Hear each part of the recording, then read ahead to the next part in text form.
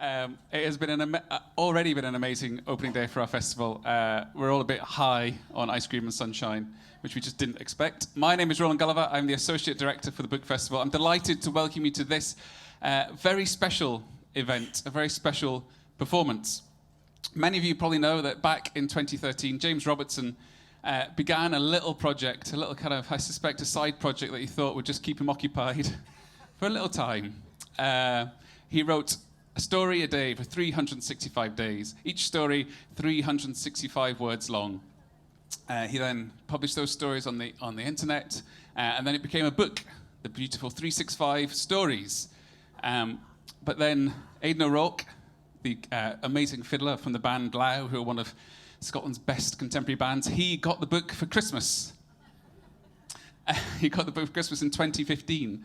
And he thought, this is a really interesting idea. So on the 1st of January 2016, he began recording a piece of music, one piece every day for 365 days. An amazing musical response to a piece of literature, which in itself is incredible. They started talking and working together. They brought in Kit Downs, the brilliant jazz pianist. They made gigs, concerts. Aidan, and they made the first volume 1 of 365. And then they came up with the next stage, the next chapter of the story. We're working with Creative Scotland and ourselves. We commissioned them to then record all 365 pieces of music and all 365 stories, which has now become an installation which we launched today in our George Street bookshop. So you can go there and you can find your favourite day, your favourite tune, story for your birthday, and you can listen to this music, you can listen to the story, or you can listen to both. And then that installation is now going to go and travel around Scotland to different festivals and libraries. So again, the story has grown and moved, and the story has developed, which for us as a book festival is just the most exciting and inspiring thing, to find these stories. When James sat down on the 1st of January and started this little project, the stories have grown and grown. And for us to be involved in that project has been amazing and brilliant. As well as the installation in George Street, there is also the second volume of music, which is volume 2, which is another beautiful CD. I need a third arm, which is this, which was launched on the 9th of August, which is also available for you. Another section of this amazing project is we've got support from the PRS Foundation for the New Music Biennial, and will make part of this evening's performance. And James and Kit and Aidan went to London and to Hull to perform there, and will perform on Radio 3. And that piece of music will be available to download and is part of a bigger project. So again, it grows and it grows and it grows. So it's been very lovely. So this will be a very lovely performance. Again, I'd like to thank the PRS Foundation for their support. Also like to thank the Binks Trust, who've supported this event. James, the three will be signing the books, and you can get the CDs in the signing tent after this event. But for the things that grows and grows and grows, I will let them continue the story. So please welcome to the stage Kit Downs, Aidan O'Rourke, and James Robertson.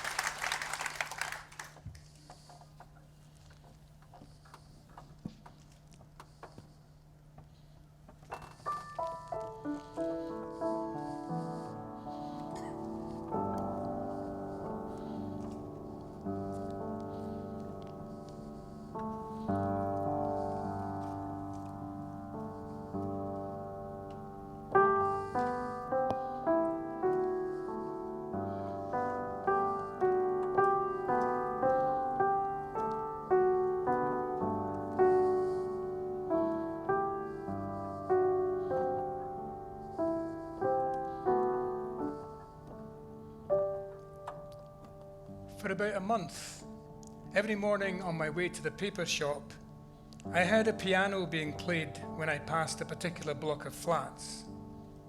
It was a 1970s block, worn and shabby, with a door at the common entrance that badly needed a new coat of paint. I had a sense probably from the handwritten labels taped onto the entry phone system, that many of those flats were occupied by people who didn't stay long, students maybe, or workers on short-term contracts. But for those 4 or 5 weeks, on a daily basis, I heard piano music drifting from an open window on the ground floor. And I thought this gave the building a grace and grandeur, a kind of permanence and solidity that it otherwise lacked.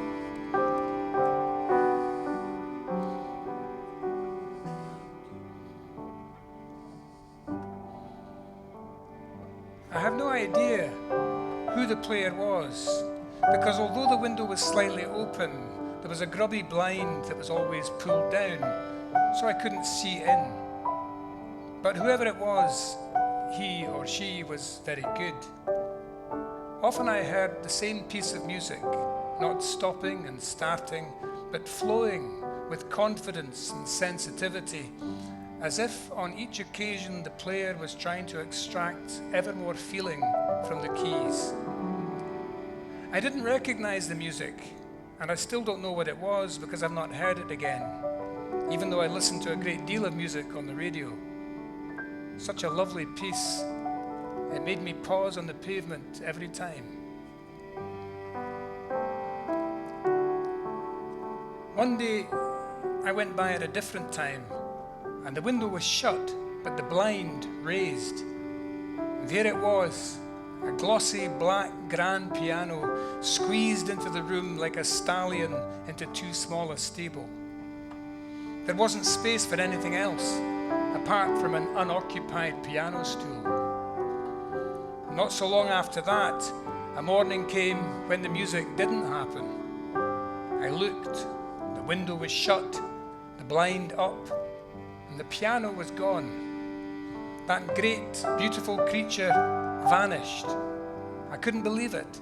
I felt bereft. It was like being in love with someone who leaves without saying goodbye before you can tell them. It was like waking from a delightful, heartbreaking dream.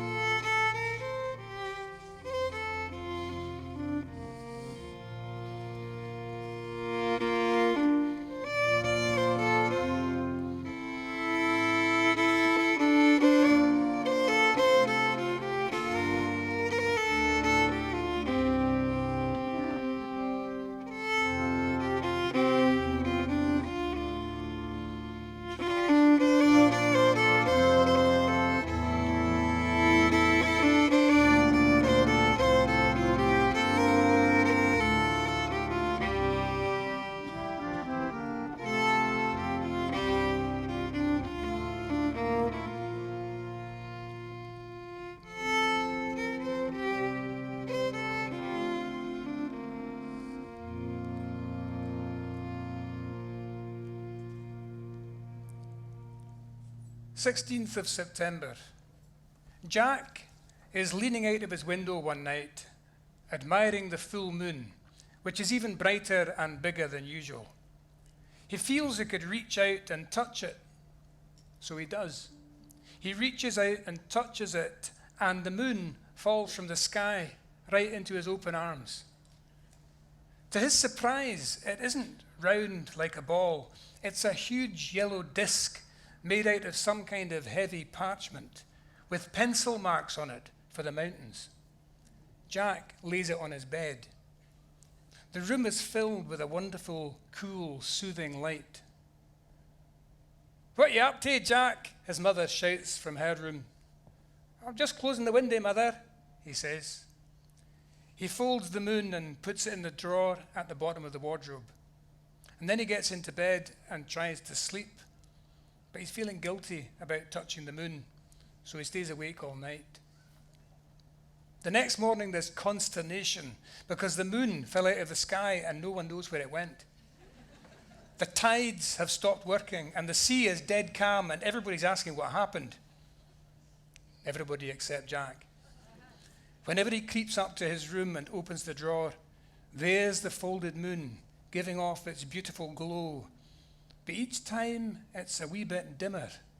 And Jack understands that the moon is dying because, like everything else, it needs the sun to live. That night, as soon as darkness falls, he sticks the moon up his jersey and slips down to the beach. The sea is flat and still. Jack unfolds the moon and lays it on the water and gives it a wee push. And that wee push is enough to make a ripple, and the moon rides over it. And that makes another ripple, and then a wave. And Jack looks up and sees the pale edge of the moon on the horizon. And the further out the moon in the sea floats, the higher the moon in the sky climbs. And he knows it's going to be all right. But never again will he try to touch the moon, no matter how tempting it is.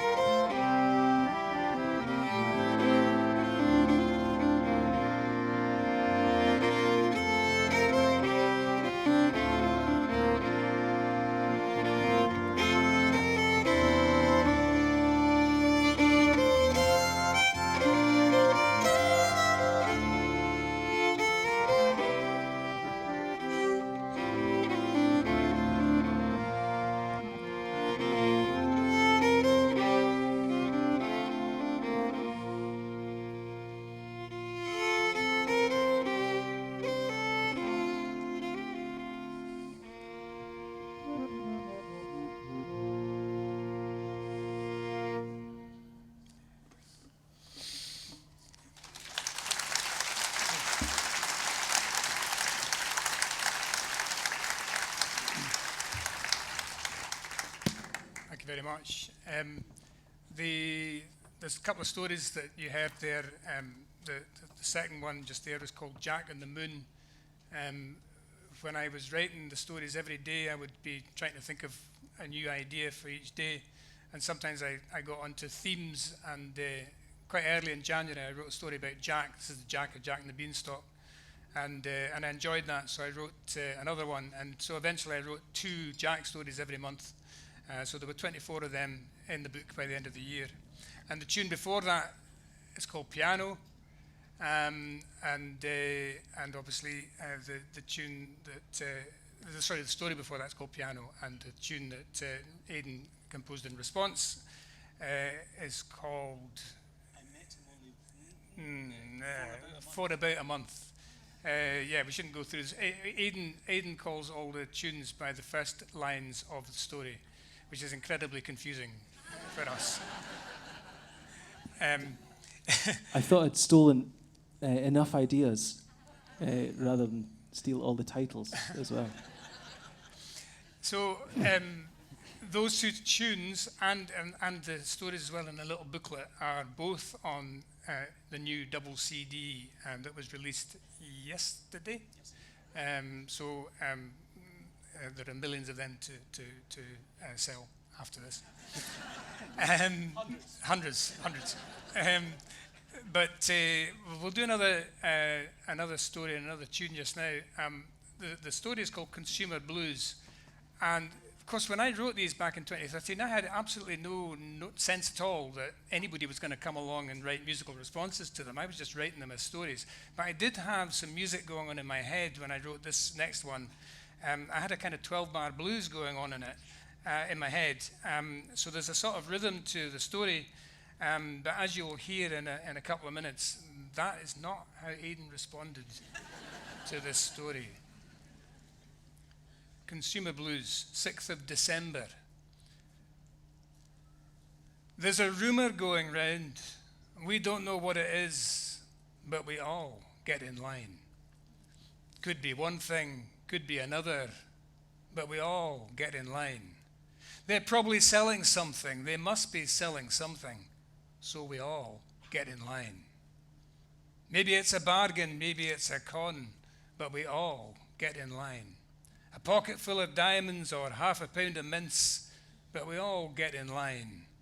We won't know what we're missing if we turn and walk away, so we all get in line. There's nothing more we need. The house is full of crap, but we all get in line.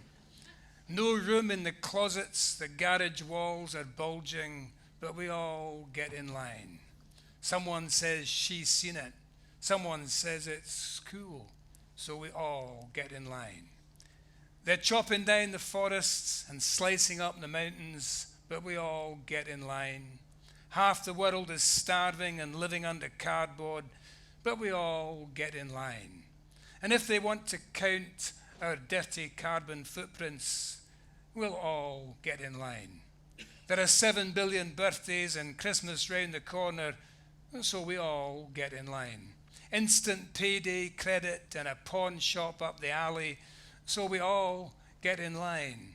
But you never know your luck. There's a winner every minute, so we all get in line. The country folk are leaving and moving to the city, where they all get in line.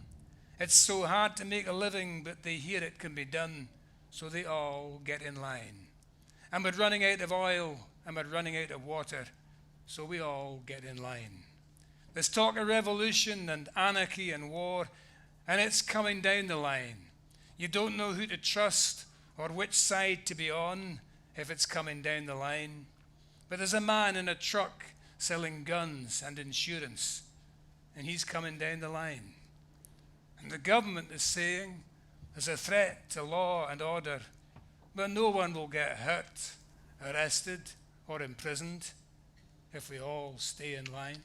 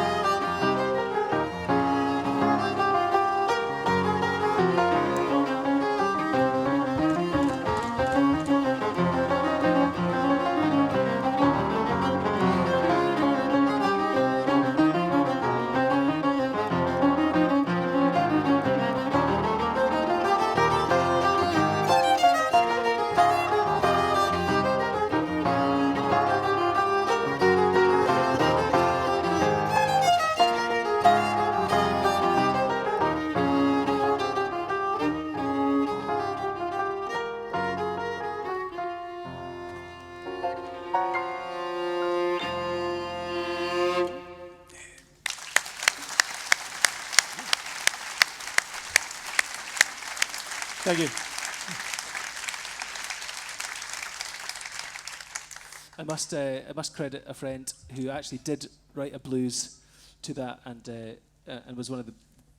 There was a few people that sparked this idea, and good friend Conrad Mollison, who's in the audience tonight, he wrote a beautiful blues to go along with that song. So Maybe we should have played his. Next time. That was another Guileshire blues. Should we call it? We, Kit and I loved this gig. The rehearsals mainly involve us sitting back and James telling us stories, and then occasionally we play some tunes. We go, no, do the story again. Just do the story. It's been fantastic, and it's been quite a continual cycle and evolution of ideas. When I wrote these tunes, these kind of skeletal ideas, and I can't give Kit Downs here enough recognition for fully bringing these folky tunes into full pieces of music. So a round of applause for Kit Downs, please.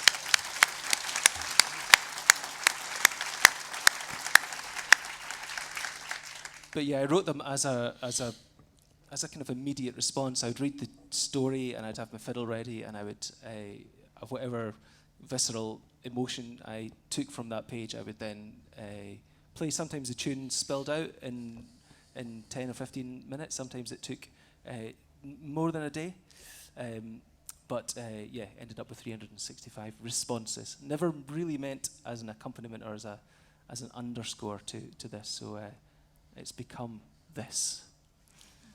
We do something else? Yeah, I think we should do the New Music Biennial piece, I remember. Which Roland mentioned at the start. So this is a piece that was a piece of music with words, spoken words that Aidan was commissioned to write for the New Music Biennial project, which we have already performed down in London and in Hull. So now we're doing it back home in Edinburgh. Yeah, this is a kind of through thought.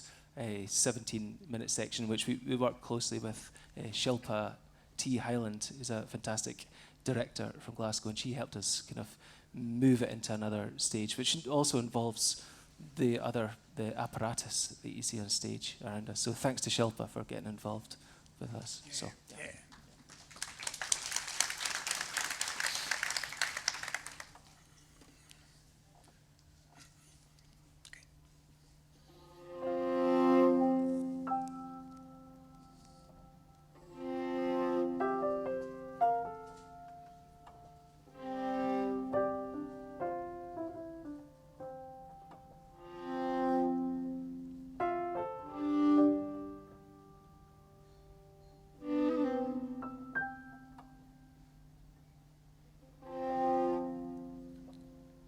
May 28th of May.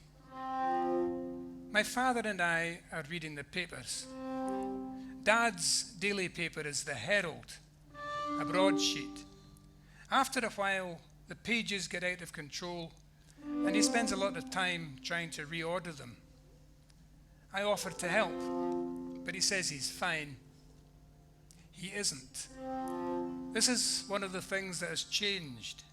He can still take in and retain a lot of information from the paper, but the physical organization of the pages causes him great difficulty and tires him. When he falls into a doze, I rescue the paper and restore it to its correct page sequence. I have a go at the Cryptic Crossword, something we used to do together, but which is now beyond him. He wakes up. Do you want the paper back? No, I'm fine, he repeats. He turns his attention to the jumble of pens, CDs, keys, coins, and junk mail on the shelf beside his chair. I can see he's decided to tidy this all up. He becomes completely oblivious to my presence. He can't reach every item with his hand, so he uses a pen to nudge things closer. A bunch of keys falls to the floor. I force myself not to go to his assistance.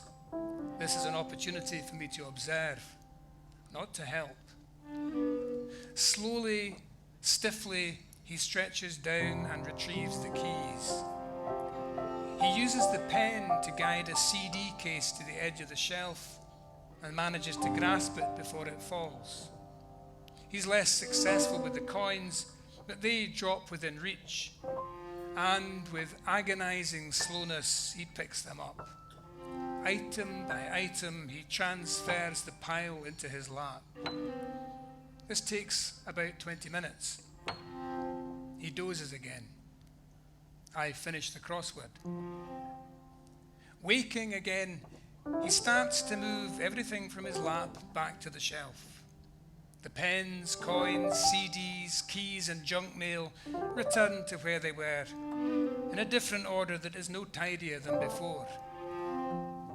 This is what my father does these days. This is what he can achieve unaided. Do you fancy a cup of tea? I ask. He smiles.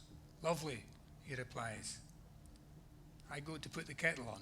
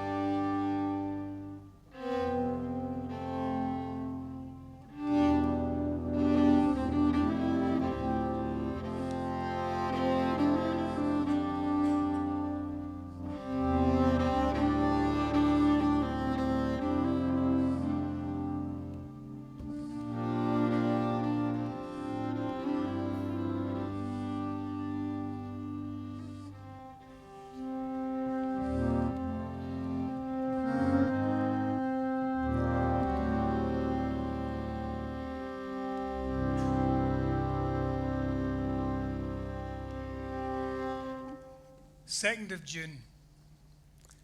False Sir John came wooing, and that's a polite word for it. He wooed a young woman of great beauty, the only child of her father, and her name was May Colvin. Sir John would not leave her alone. To him, no never meant no. At last she gave in and agreed to go with him. So he went down to her father's stables and he picked out the best horse there. He took that horse and he mounted it, and May Colvin went with him. And they rode till they came to a lonely place, a cliff beside the sea. You can get down now, said false Sir John. There's your bridal bed. 7 lasses I have drowned, and you'll be the 8th. But first, off with all your finery, your silk dress and your fancy shoes. It would be a shame to ruin them in the salt sea. You're a despicable monster, she said, but I think you are still gentleman enough not to watch me as I undress. Please turn your back and spare me my shame. His pride was flattered. No sooner had he turned away than May Colvin rushed at him and barged him off the cliff into the sea. Oh, piteous then were his cries for help, but she neither pitied nor helped him. If you drown 7 lasses, you can be husband to them all, she said, watching him sink. And then she rode her father's horse through the night and was home before dawn.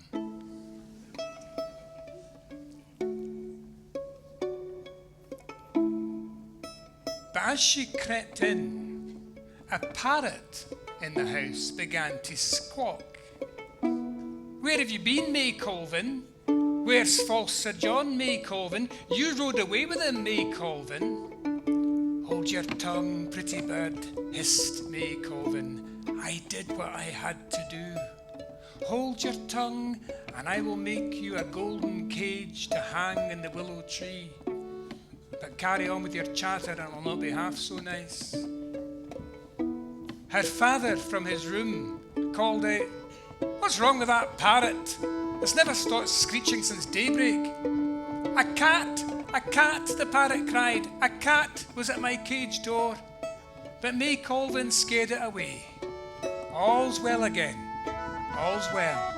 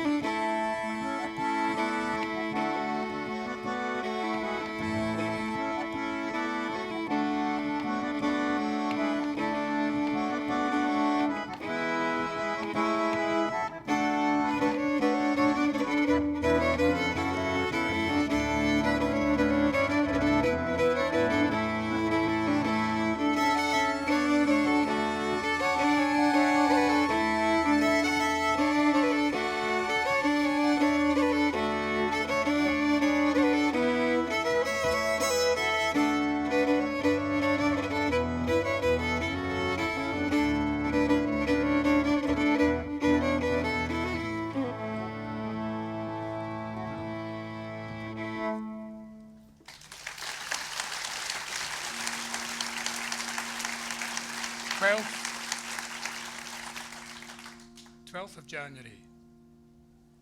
The girl climbed the stairs to bed, carrying a much-loved book, a collection of fairy tales. Even before she could read, that book had gone everywhere with her. She would insist on the stories being read to her, or she would look at the pictures and tell the stories to herself. Later, she read them out loud, and now she was able to read them into herself. The book was part of her, and a part of her was in the book. Her father cycled to his work every day, 5 miles there and 5 miles back, more than 2,000 miles every year. If you are familiar with Pluck's theory of atomic exchange, you will understand how, over time, some of him became bicycle, and some of his bicycle became him. Yet despite this interaction, it was still quite easy to tell them apart.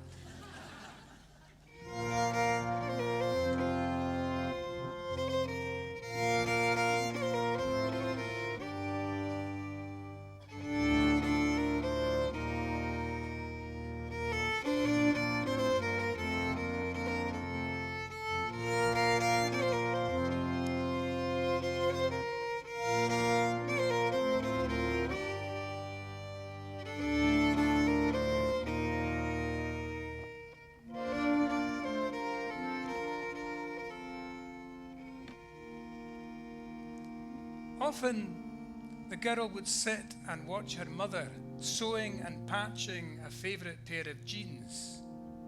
She had had these jeans for many years, and there were so many repairs in them that it became impossible to discern where the original material stopped and the repairs began. But as far as the mother was concerned, they were still the same jeans, and they still fitted her.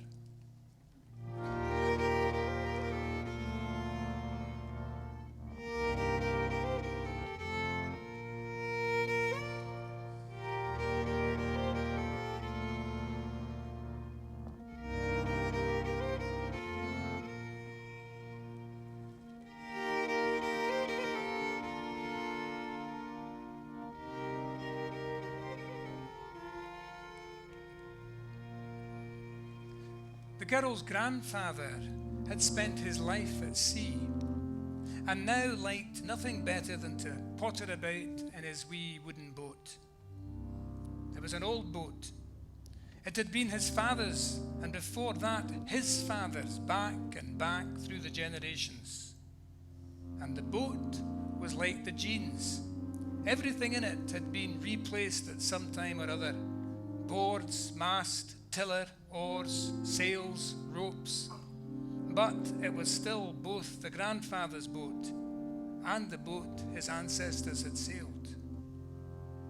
And then there was the grandmother, a fine, youthful woman, but with new hips, new knees, new toe joints, and various internal organs that had not originally belonged to her. Yet, when her granddaughter cooed into her, she was still soft and warm and smelt just the same as she always had. And soon, the girl would be a woman. But where would the girl in her end and the woman begin?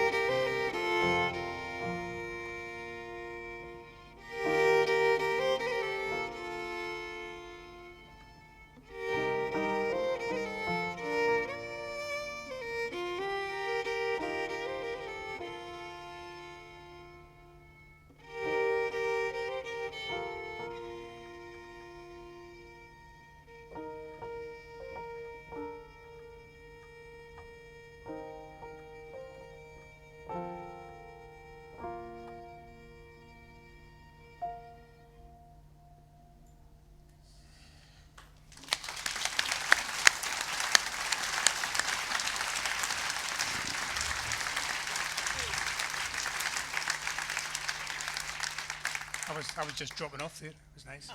In a good way. In a good way, yeah.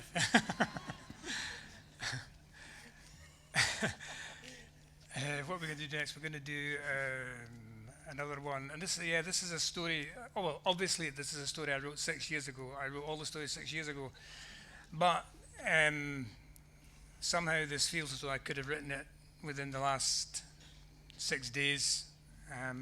So we'll do this one, and if I can just find the page, 25th of April. It's called The Total Eclipse of Scotland. On this day, the first recorded total eclipse of Scotland took place. Such events must, of course, have occurred before, but no one could say for certain when. Advances in astronomy and meteorology meant that for the first time the exact moment and duration of the eclipse could be accurately predicted. As a result, there was mass observation of the spectacle. Despite many scientific reassurances that the eclipse was an entirely natural phenomenon, it was an unnerving 7 minutes for many Scots.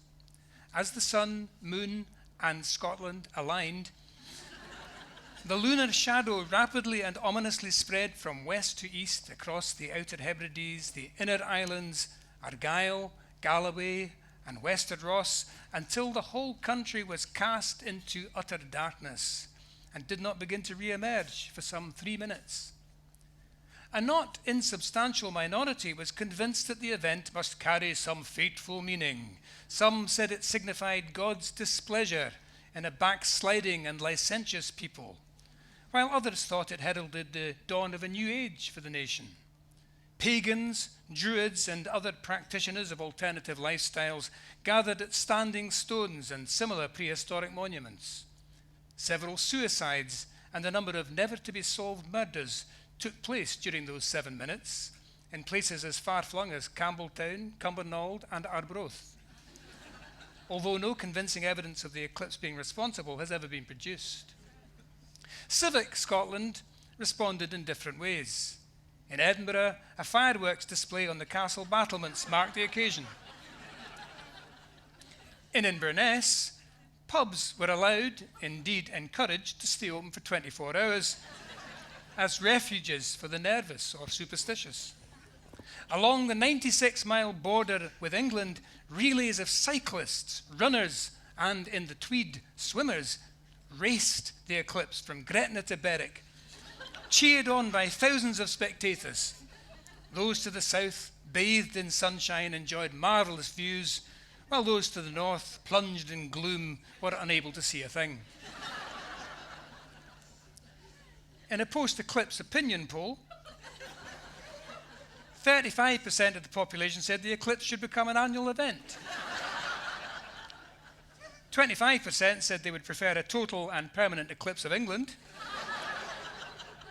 And the remainder said they didn't care what was eclipsed so long as they got the day off work.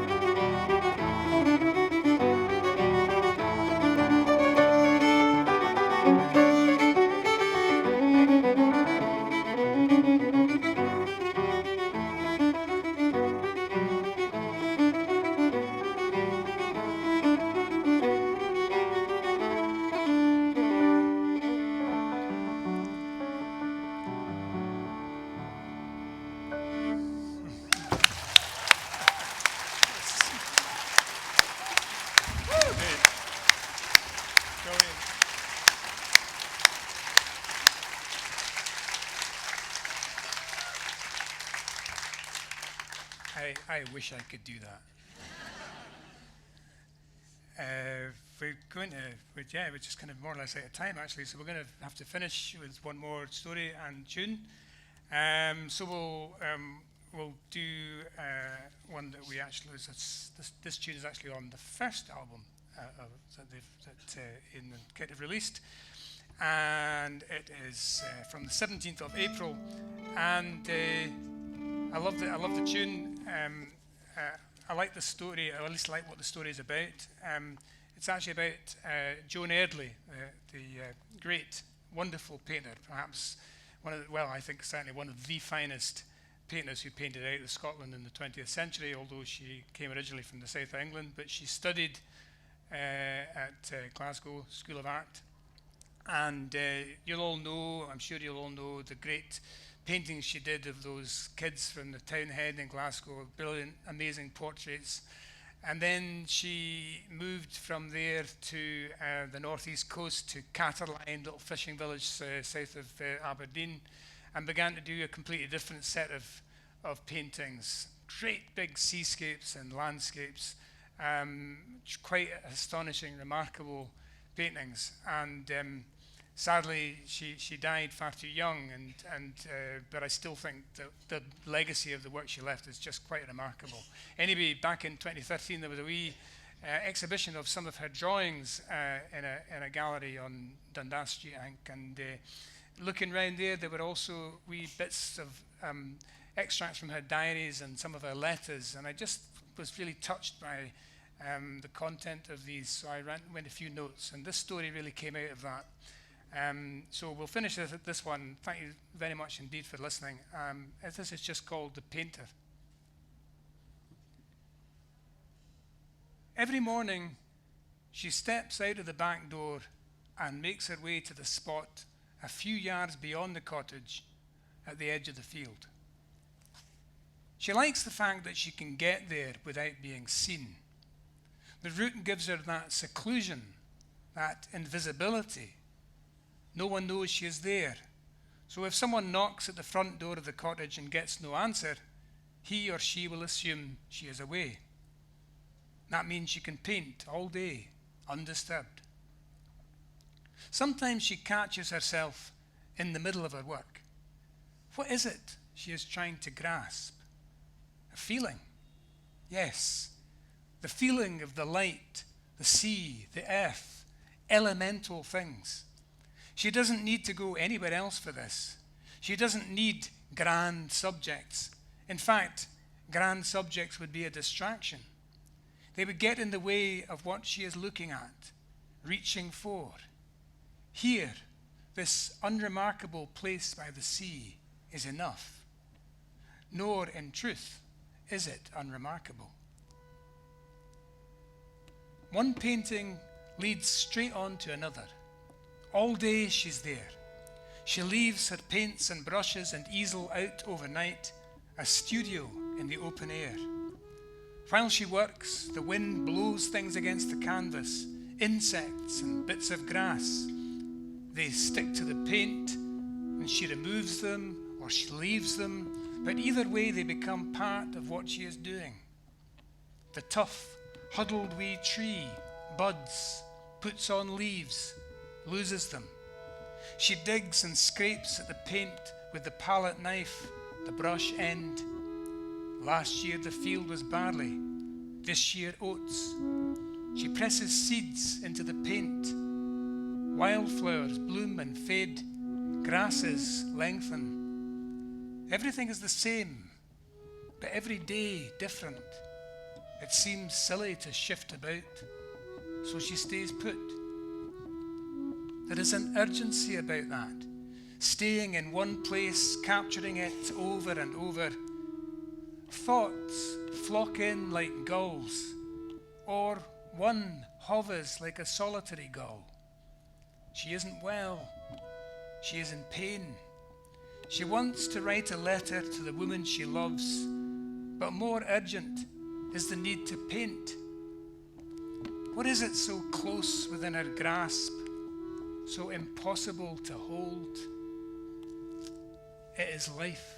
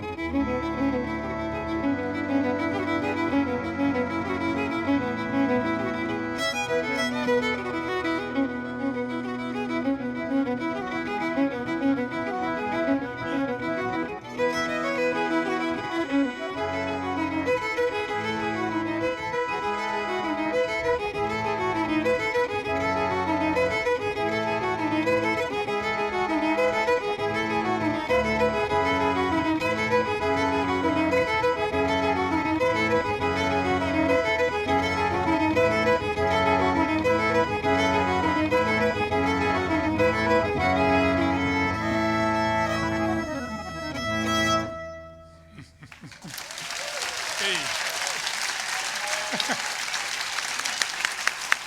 Well done.